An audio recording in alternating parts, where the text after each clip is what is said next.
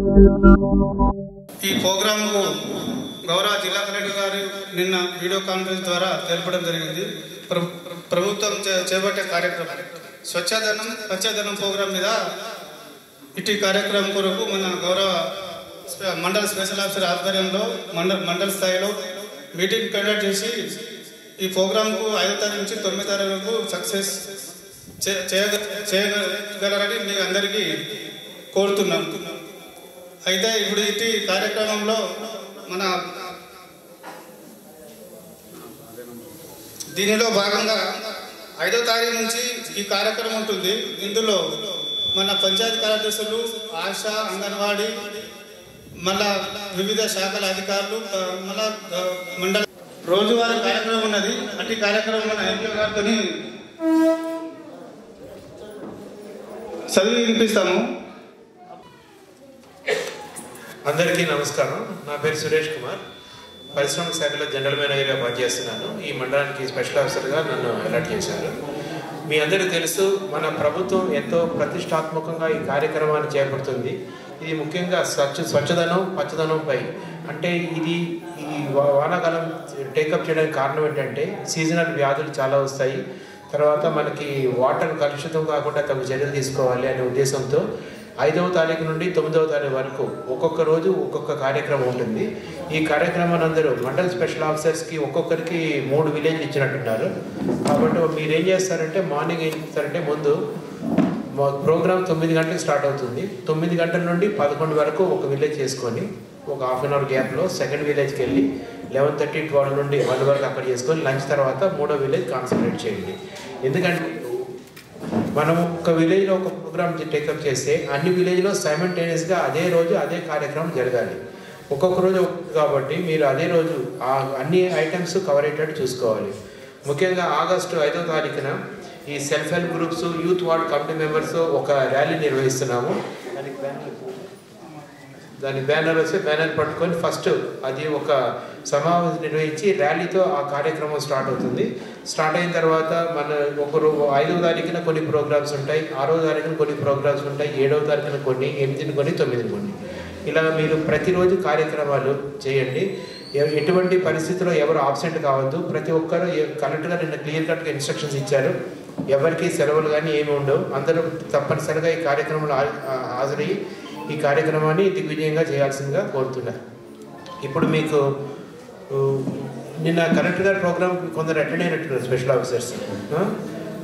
మీరు ఒకరెవరైనా చెప్పగలరా నిన్న ప్రోగ్రామ్ మీకు ఎంతవరకు అర్థమైంది, ఏమేమి పాయింట్స్ కవర్ చేస్తున్నట్టుగా చెప్తారా?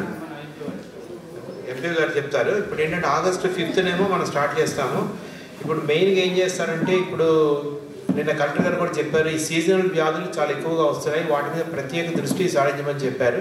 కాబట్టి సీజనల్ వ్యాధులు ఏమైనా వస్తుంటే అవి డాక్టర్ గారి దృష్టికి తీసుకెళ్ళి ఇక్కడ ఏమైనా అవసరం పడితే మన ఎంపీడీఓ గారి దృష్టికి తీసుకొచ్చి స్పెషల్ క్యాంప్స్ కూడా నిర్వహించమని చెప్పారు. అది కూడా చేయాల్సి ఉంటుంది. తర్వాత ఇప్పుడు మన ఈ గార్బేజ్ కూడా చెత్త ఎక్కడ పడితే అక్కడ వేస్తున్నారు, అది వేయకుండా కూడా తగు చర్యలు తీసుకోవాలి.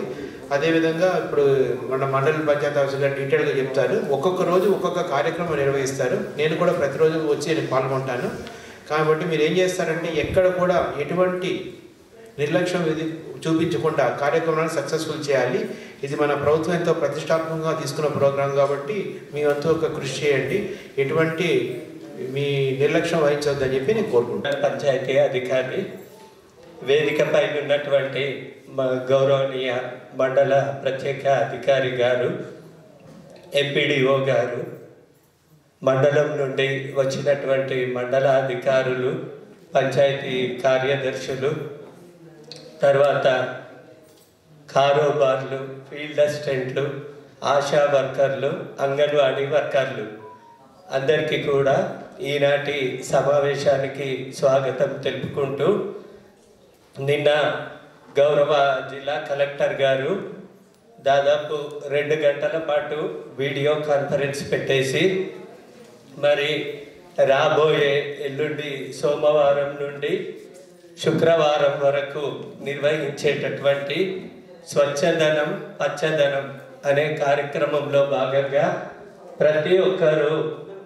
గ్రామ స్థాయిలో ఒక కమిటీని ఏర్పాటు చేసి పకడ్బందీగా ఈ కార్యక్రమము నిర్వహించవలసిందిగా కోరి ఉన్నారు. అందులో ముఖ్యంగా ఏంటి అంటే అంగన్వాడీలు, ఆశా వర్కర్లు వీళ్ళిద్దరితోనే గ్రామ స్థాయిలో ఏ కార్యక్రమమైనా చేపట్టుటకు వీలుంటుంది. కాబట్టి మరి మీ ద్వారానే ఈ యొక్క స్వచ్ఛదనం పచ్చదనం అనే కార్యక్రమము దిగ్విజయంగా మన మోపాల్ మండలంలో మనం పూర్తి చేసుకుంటామని చెప్పేసి మా అందరి యొక్క భావన. అయితే దీనిలో భాగంగా మొదటి రోజు 5 ఆగస్టు సోమవారం రోజు స్వయం సహాయక బృందాలు, ఇది ఏపీఎం గారి ఆధ్వర్యం లోపలనే నిర్వహించబడుతుంది.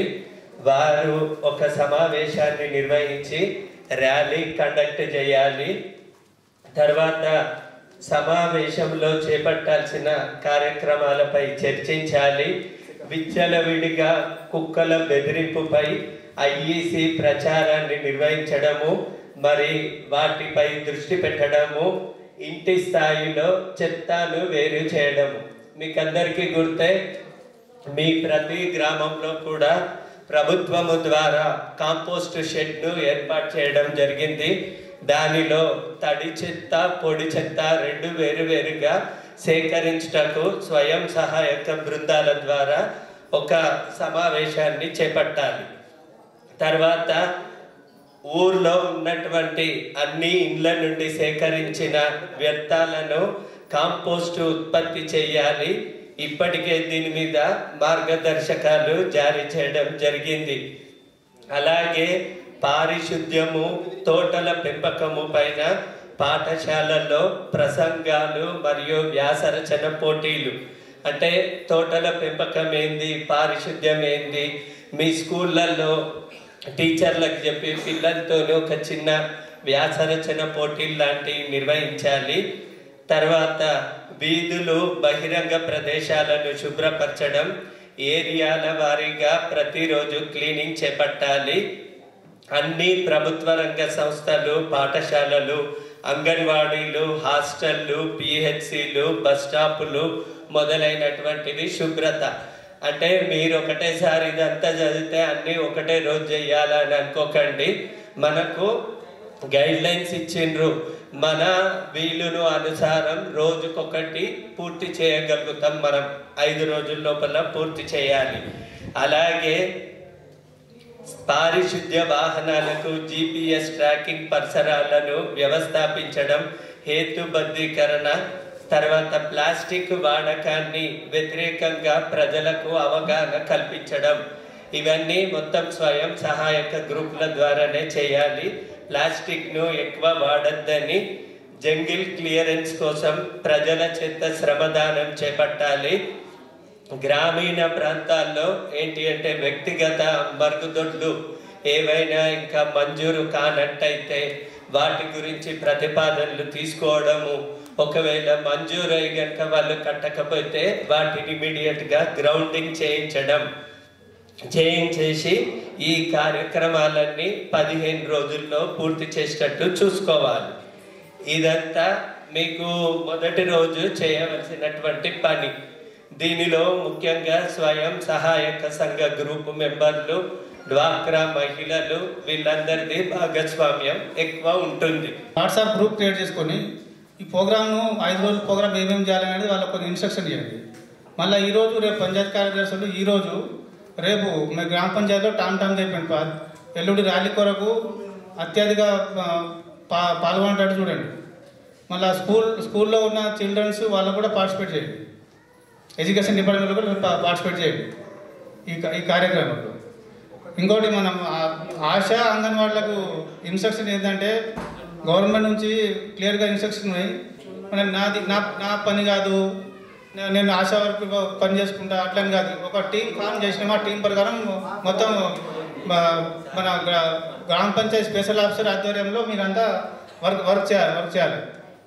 మళ్ళీ పంచాయతీ కార్యదర్శులు ఇది 5 రోజుల ప్రోగ్రాం కాదు, మరి నిరంతర ప్రోగ్రాము. ఈ కేవలం 5 రోజుల్లో మొత్తం ఐడెంటిఫై చేసి గుర్తింపు చేసేసి ఈ ఐటీ కార్యక్రమం మొత్తం పూర్తయ్యేటట్టు చూసుకోవాలి. మనకి పంక్చువాలిటీ లేకపోతే మీరు ఇంకా ప్రోగ్రామ్ ఏం చెప్పాలమ్మా? ఈరోజు ఫస్ట్ డే మీకు ఏ సూచనలు ఇస్తున్నామో కాకపోతే మిగతా రోజు పర్ఫెక్ట్గా పనిచేస్తారని ఎలా ఎక్స్పెక్ట్ చేయమంటారు నన్ను? కరెక్ట్ కాదు కదా. ఇప్పుడు మనకి పంక్చువాలిటీ ఉండాలి, ఆ టైంకి వచ్చి ఆ పని చేయాలి. ఈరోజు 11:30 మీటింగ్ అంటేనే 12:30కి వచ్చారు, మీరు 9 గంటలకు ఎలా చేస్తారు అనుకుంటాను నేను. ఇప్పుడు ఎంఈఓ గారు రాలేదు, ఇంకా అందరు ఏఈలు వచ్చారా? ఏఈస్ అందరూ అటెండ్ అయ్యారు. ఎవరైనా ఆబ్సెంట్ అయితే మాత్రం అది మాత్రం ఇన్ఫర్మేషన్ కలెక్టర్ గారికి పెడతాను నేను, అది మాత్రం గ్యారంటీ. మరి తర్వాత ఏమైనా అయితే నేను బాధ్యుడు కాదు.